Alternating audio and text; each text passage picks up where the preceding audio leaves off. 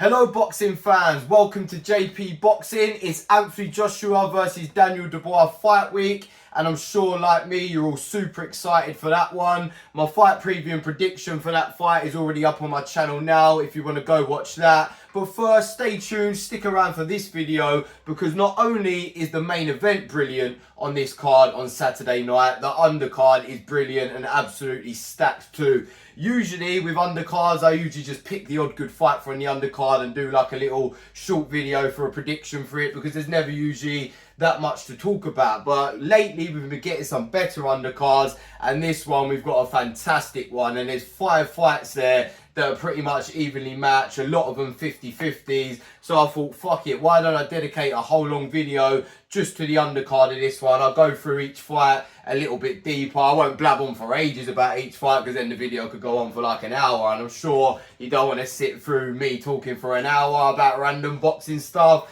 But I say random, they're actually really good fights, so maybe you do. But I'll try and keep it to about 20 minutes or so and just go a few minutes for each fight. I'm going to go through them in the running order that they've got for the show. Obviously, that could change on Saturday night. They change it at the last minute sometimes, but this is the running order they've got for them so far.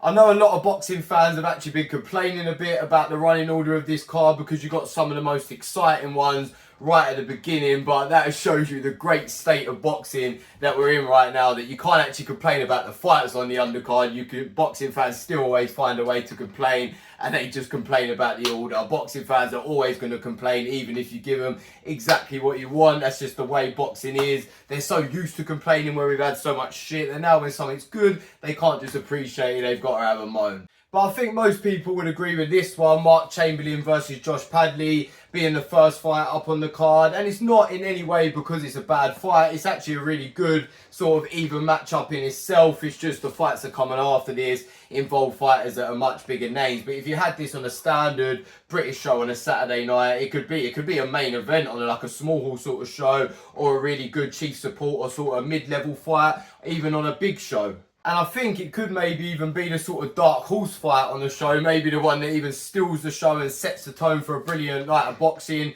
right from the very beginning. It's 10 rounds at lightweight, as I said. Mark Chamberlain versus Josh Padley. You've got Mark Chamberlain 16-0 with 12 KOs. Very randomly recently, Mr. Turkey Al Sheikh said that Mark Chamberlain is his favourite fighter. How the fuck that happened, we will never know. Mark Chamberlain probably doesn't even know himself. Turkey must have just been sitting there watching a random British boxing show one day. Mark Chamberlain comes out of nowhere, delivers a brilliant performance without knowing his excellency in Saudi Arabia is watching across the other side of the world. But I bet he's so happy he put in that performance a couple years back or whatever. Mr. Turkey was watching him, because since then this will be the 3rd Saudi Arabian Riyadh season card he's been on. He's probably made more money than he could ever have imagined. Definitely in the next few fights following on like what he's done recently. He might have dreamed of being in the big massive money fights towards the end of his career, but I bet in no way did he expect it to happen so soon. But fair fucking play to him. He's taken his opportunity, and the 2 Saudi cards he's been on so far, he's looked absolutely brilliant in. Stopped Gavin Gwynn in the 4th round. Gavin Gwynn is an underrated British fighter. That's a good win. And in his last fight, he got a 1st round knockout win over a guy called Joshua Wahab, who was meant to be a bit of a test for him. He's a really exciting guy. He's got even more exciting now. He's growing in confidence. He did turn up. It must be said that I'm talking about this Saudi money. In the face-off for this fight a couple months ago, he looked very overweight.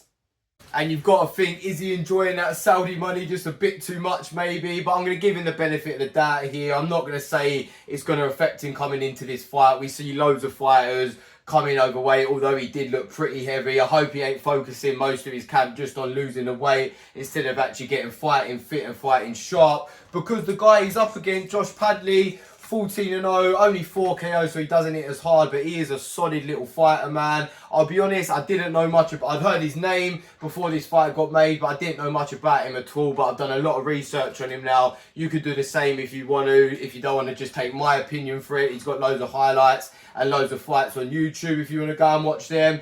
And he does, as I said, look like a solid little fighter. And just because he's only got 4 KOs out of 14 and isn't the hardest hitter doesn't mean he ain't exciting. His style to watch actually is probably more exciting than Chamberlain's. He's relentless. He comes forward. He's a lot shorter than Chamberlain, so he's going to have to try and get on the inside.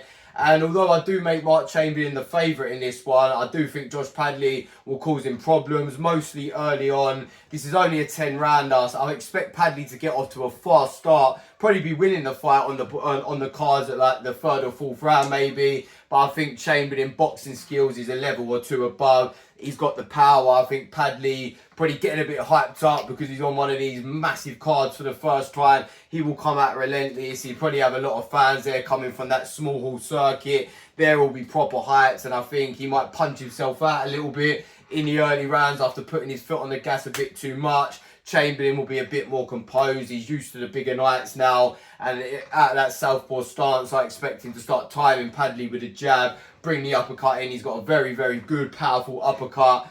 And then I think he takes over in the second half of the fight, starts busting Padley up a bit. I do think it'll be close. I've got for my prediction Mark Chamberlain unanimous decision, but I do think it'll be a close UD. I think maybe a knockdown or 2 for Chamberlain might be the difference. I do think it'll be competitive. I do think it'll be a very good fight. I'm actually going to this show. That's right, I'm going to be one of the 96,000 fans watching this when it's absolutely rocking in Wembley Stadium on Saturday night, and I'm going to make sure I get there from 5 p.m. when this show begins, because I do think this one will light up the night and get it started. So if you're tuning in for this fight, fans, or if like me you're going to it, make sure you get there from the beginning, because every fight on this show is brilliant. I do think this could be maybe the fight of the night right at the beginning. So yeah, prediction for this one, Chamberlain versus Padley, is Mark Chamberlain UD after a good, exciting scrap. Now, the next fight on the card, in terms of the running order, they've got it in right now anyway, the showmakers, is Joshua Buatsi versus Willie Hutchinson. Now, in my opinion, this is where some of the complaints are coming for in terms of the running order. And I'm not complaining, but I do agree with what some people are saying. In my opinion, and a lot of fight fans' opinions, this fight should be the chief support. It's, in my opinion, I'm actually almost as excited for this one as I am for the main event, Joshua versus Dubois. I think just the way these two guys are polar opposites, the beef, the build-up has really caught fight fans' attention. As I said, you've got Buatsi, who's got the more sort of chill, don't make any mistakes, don't say anything wrong, sort of calm. Some might say boring demeanour about him, like just trying to be like the perfect role model. And then you got Willie Hutchinson, who's just a little fucking terrorizer who says what he wants, when he wants, don't care who he offends. He's actually trying to really offend his opponents. And you can see already, if you go watch the build-up and the face-off, he has really offended Buatsi already.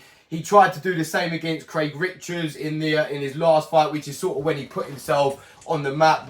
Before this, people had heard of him, but you wouldn't have said Willie Hutchinson is going to be a world beater or anything like that. But he turned up for the 5 versus 5. Some people were saying he was lucky to even be on that show, but he stole the fucking show. He was the most, or one of the most impressive fighters on that night. He done a fucking job on Craig Richards.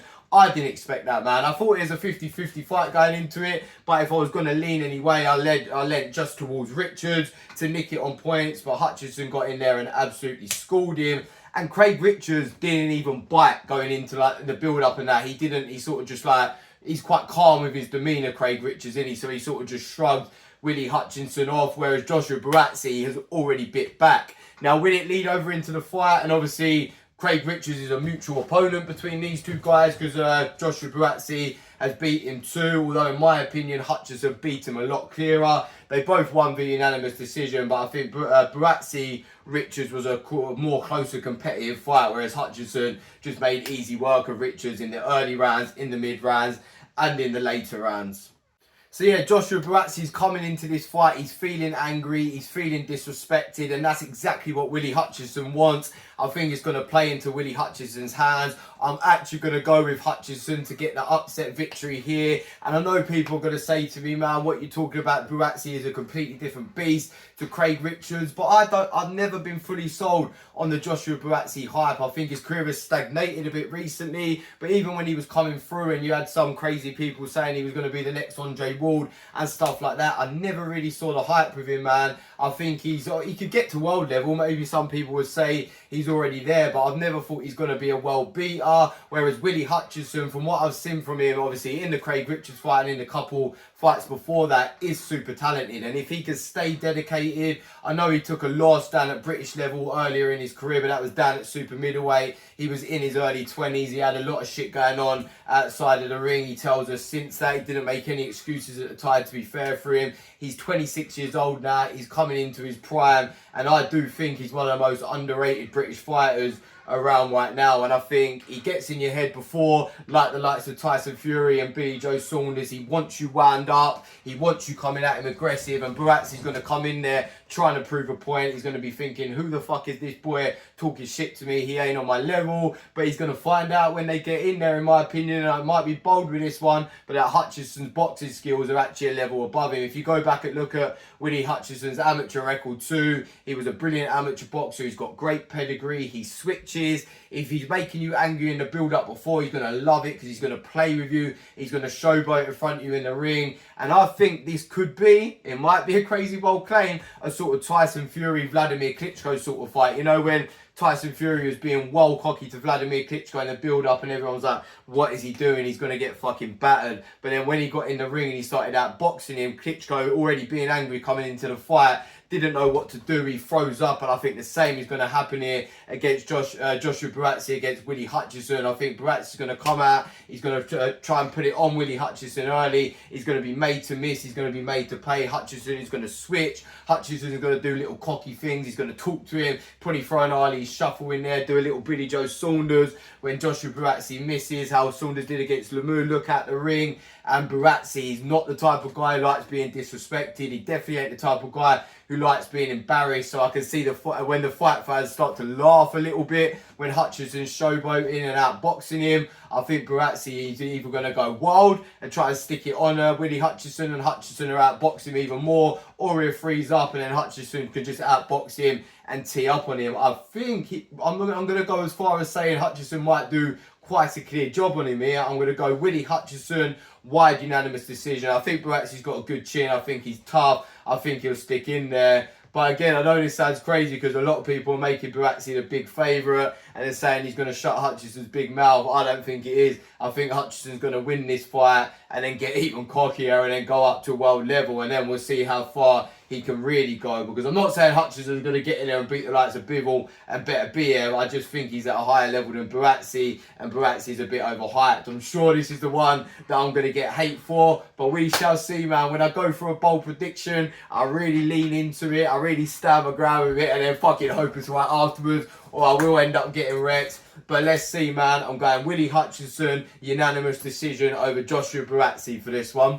Next up on the bill, you got pretty boy Josh Kelly, one of the most flamboyant British fighters, stepping up, making his debut at middleweight. Now, this was initially meant to be a very big fight against Liam Smith, but Liam Smith has pulled out recently due to having a virus and being too ill to fight. So in steps at just less than a week notice, and fair play to Turkey, Eddie Earn, Frank Warren, whoever did this. I don't actually know who Ishmael Davis, the replacement, is signed to, but he's a 13-0 fighter with 6 KOs. He's very exciting. In my opinion, I was expecting Kelly to do a job on Liam Smith because I think Liam Smith is washed up and finished now. In my opinion, Ishmael Davis being an unbeaten prospect, 29 years old, in his prime, and just style-wise, like the strength of him and that, this could be a much tougher fight than Liam Smith was going to be for Josh Kelly. And I'm going to go here. Again, I'm going to lean into it. I'm going to be bold. I want some upsets. We want some jeopardy in that on the undercard. We don't want all the favourites to win it, even though a lot of them are 50-50 fights. They're not one-sided ones here. We're like the betting odds are massively stacked against the underdog and for the favourite. But a lot of people will tell you, especially with Ishmael Davis not being anywhere near as known, that Josh Kelly is the favourite going into this one. But for me, Kelly hasn't really done it in his career so far, man. Like, obviously he went to the Olympics, brilliant as an amateur, but coming through as a pro, he was very flamboyant, he was very showy-offy, he obviously had them viral moments, a bit like Ben Whittaker and stuff like that. Some people might say he was the original Ben Whittaker, the way he used to showboat and stuff. But where I see Ben Whittaker really delivering and going to that elite world level, never really saw it with Josh Kelly, and obviously he stepped up to world level early in his career, and down at welterweight, to be fair to him, and got battered by David Evanesian and sort of proved a lot of us doubters right. And I wasn't doubting on him in a hating way or anything. We just never saw him in a tough scrap. And when he did have a tough scrap against Ray Robinson, it was a draw. A lot of people thought Ray Robinson deserved to win that fight, and that wasn't at world level yet. So you did always think when he stepped up to world level against someone like David Evanesian, he could potentially fall apart, and that is what he did. But obviously he's gone up in weight since then. I think he had about 18 months out. After that, came back at 154. He got a very good win against Troy Williamson, but that's down at British level. Ishmael Davis is British level still at the minute, but in my opinion, he's got more potential than a Troy Williamson. And yeah, as I said, I'm going to go for the upset here, man. I think Josh Kelly will start very well. He's a better boxer. He's very skillful. On the eye, he's one of the most eye-pleasing, most skillful fighters you can see. But up at middleweight as well, fucking Ishmael Davis is 6 foot, 72-inch reach. And he got the same reach, but he's a few inches taller, obviously much more solid at the weight. You look at him, he looks like a unit, but he can actually box himself too. He can switch, he's got a good jab, he comes forward, he targets the body, he goes up to the head well. So I think Kelly will be outboxing him in the early rounds, but I think already Davis will be starting to land on him. I think Kelly won't be as quick with the reflexes, won't be moving around as much for the extra weight on him at middleweight. And he was always a guy, he was never really a bats and round Ali sort of footwork fighter anyway. He's got good step-offs and pivots, but he will stand in front of you. So Davis will be able to have some success on him. I think Kelly will make him miss and make him pay in the early rounds. And I've got here, I don't know whether this is a 10 or a 12 rounder. That could be important, because if it's a 12 rounder, I'll be confident that Davis breaks him down and gets a late stoppage. But if it's a 10 rounder, you might just be able to see Josh Kelly hang on and nick it on points and pace himself a bit better. But from looking on one of the websites, it did say it was a 12 rounder, but a few other websites I checked said they didn't know. So let's say it's a 12 rounder, and let's say Ishmael Davis, my prediction, late stoppage, probably around 10 or 11 after coming from behind on the cards, and just breaks Kelly down, and we see Kelly maybe not fall apart as much as he did against Evanesian. Evanesian really rocked him and had him all over the place, whereas maybe just tiring out here, and Ishmael Davis just sort of swarming him, stopping him on his feet in the later rounds. That's my prediction for this one. Next up, we move on to the world title fight on the undercard. Now, some people will tell you Anthony Cacace versus Josh Warrington should be the chief support on this show, because obviously it's the only fight on the undercard that's for a world title. This could definitely be a main event in itself on any other show. Anthony Cacace, the defending IBF featherweight world champion, taking on the very popular Josh Warrington. Expect loads of Leeds fans to be in there cheering Josh Warrington on. Is it going to be enough for him to get the victory though? We know he's a fighter that really rides the crowd. And if this was like 3-4 years ago, I would have made Josh Warrington the big favourite in this one, before he got absolutely obliterated against Mauricio Lara and sort of just declined a bit since then. And Anthony Cacace, I don't want to say he doesn't deserve to be world champion, but he was a bit lucky in his last fight against Joe Cordina. He put in a really good performance in that, and he maybe could have gone on to win it anyway, but the really deciding factor in that fight, and I don't want to shit on his achievements of becoming a world champion, because he is a world level fighter, but it did really piss me off at the time, because Joe Cordina is one of my favourite fighters as well, I'll be honest, but no bias. A lot of people are on this opinion since watching it after the fight and talking about it after the fight, but at the time it was just kind of swept under the rug by the commentators and the referee and stuff. But Anthony Cacace did hit Joe Cordina very late after the bell and very late after the referee called breaking that fight. And it wasn't a shot that eventually stopped Joe Cordina, but it was a shot that fucking rocked him to fuck, really wobbled him, had him all over the place. And Joe Cordina just never recovered from that. But hey ho, you do what you got to do to win. Some people might say to Joe Cordina, you should protect yourself at all times. And the fact of the matter is, Anthony Cacace is coming into this fight, riding some momentum, and he is the defending world champion. And I am actually picking him to win this fight. I think Warrington has declined a bit, even though Cacace is actually the older man at 35 years old. Josh Warrington is the one with a lot more miles on the clock. He's got a lot more fights and a lot more harder fights. And that beating from Mauricio Lara, I'm surprised he even managed to recover from that and carry on fighting. But I think since then he's been on a sort of downward, I wouldn't say spiral, because that makes it seem like he's completely fell apart. If you look in his last fight, before getting getting knocked out against Lee Wood, he was actually looking brilliant. He was clearly beating Lee Wood in that fight, but again got knocked out. I think his punch resistance is going now.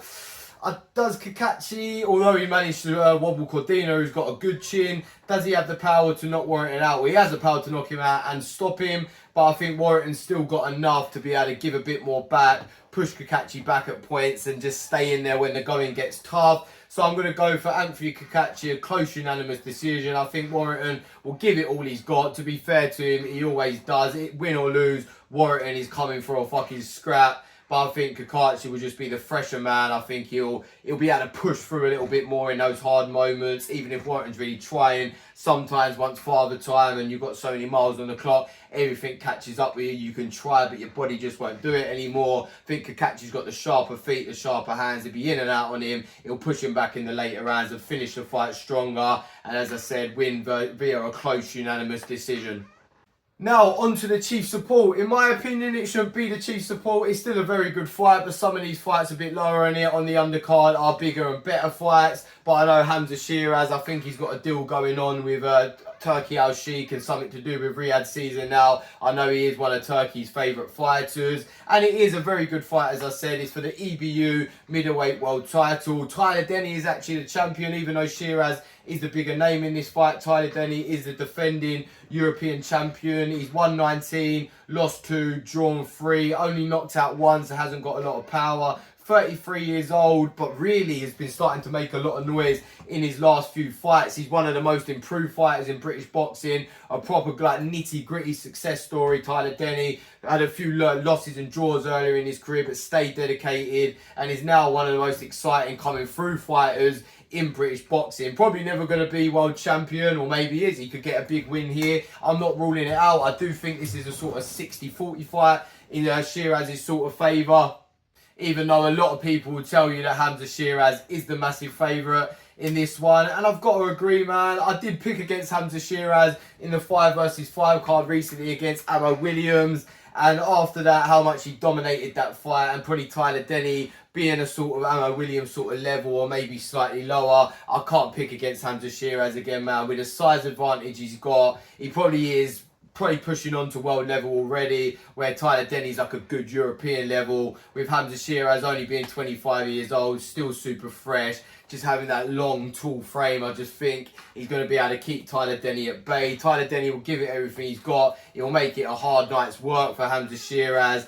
But I think maybe a few good rounds, a few all moments where Tyler Denny lands a few shots over the top in the early rounds, but with only 1 KO out of 19 victories, even though he has been hitting harder recently. Obviously, he was busting Felix Cash up before that was stopped for a cut. He did get the first knockout of his career in the 18th win of his career against Matteo Signani when he won the European title. So you could say as he's stepping up in level, he's starting to hurt these guys more. But I don't think he's got the power. Even though Shiraz has been dropped before too, I don't think he's got the power to knock him out or trouble him too much. Shiraz is so calm from that long stance, man, but he walks you down, gets close to you too. I expect him to pop Tyler Denny up with the jabs, take a few shots back, but really land with much more power of his own. And yeah, let's say gets Tyler Denny out there in sort of rounds 9 and 10 after another good fight. I've just realised looking at this now, every single fight on this card I can actually see delivering. I can't see any of these being boring. I think Denny versus Shiraz will be a good back and forth scrap. Kakachi versus Warrington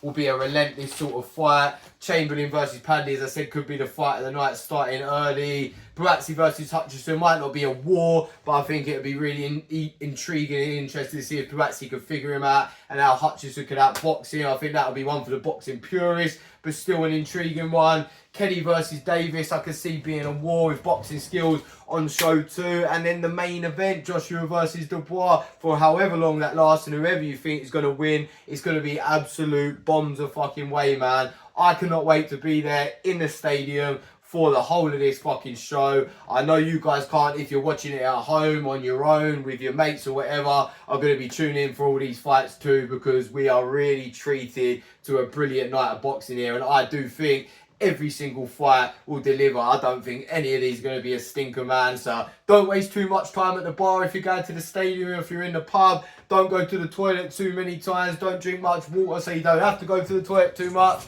because you don't want to miss any of this, man. Sit down at 5 p.m. on Saturday night, no matter where you are, and stay locked in to about midnight when this goes on to maybe 11 o'clock, because there's only 6 fights and 6 really good ones. We don't need 9 or 10 fights when you've got 6 just solid great ones. I've talked for enough now, man. Over to you guys. Let me know if you agree with my picks for the undercard fights. Go watch my Joshua Dubois preview and prediction afterwards. Let me know if you agree with that. And if you like my videos, please like and subscribe, people, because there's boxing talk all day, every day here at JP Boxing. I'm trying to talk about everything, give you loads of different sort of content to what you find anywhere else. And it's honest talk all the time. Thank you for watching.